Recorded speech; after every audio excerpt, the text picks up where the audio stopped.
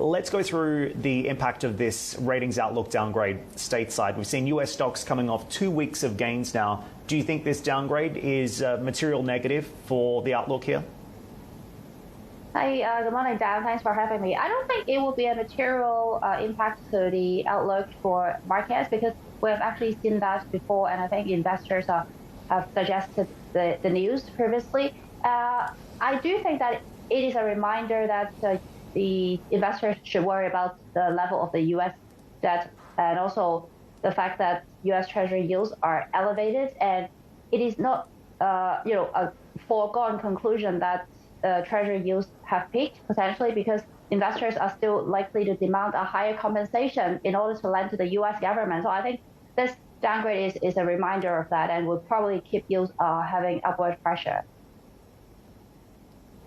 So we see the 10-year at 4.65% right now. Jana, what's next for Treasury yields here as we look at this confluence of factors stateside? Clearly, the Fed is watching this closely as well, given it's probably doing some of its work for it.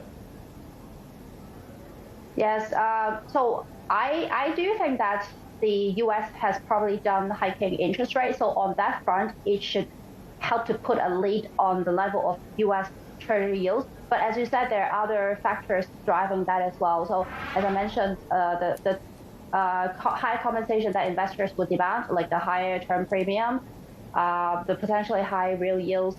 So those factors should continue to exert some upward pressure. So I think it's a tug of war between the end of the hiking cycle and the structural factors driving these high bond yields. So I would expect probably bond yields to trade between 4.5% to 5%, that kind of level. And walk me through what to expect from the key data this week. Investors are going to be watching US October CPI, also on watch for the Fed. So what should we expect from this? More perhaps bad news being good news for stocks? Or the other way around? So I think that, we have been in a period of bad news is sort of good news because that it further reinforces that the Fed will be done hiking, which is good for market sentiment.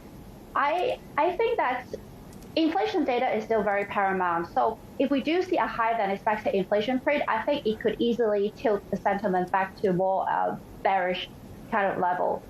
Because I think the thing is, yes, people are pricing in a 4 rate cut for next year, and they generally think the Fed is done. But if inflation continues to remain elevated and higher than expected, I think the Fed will not come to the rescue if the economy slows down. So I think inflation is really the most important thing that we have to monitor there. And aside from US data, we also have UK inflation data, also very important to watch because I think markets are also thinking that the Bank of England is done hiking interest rates.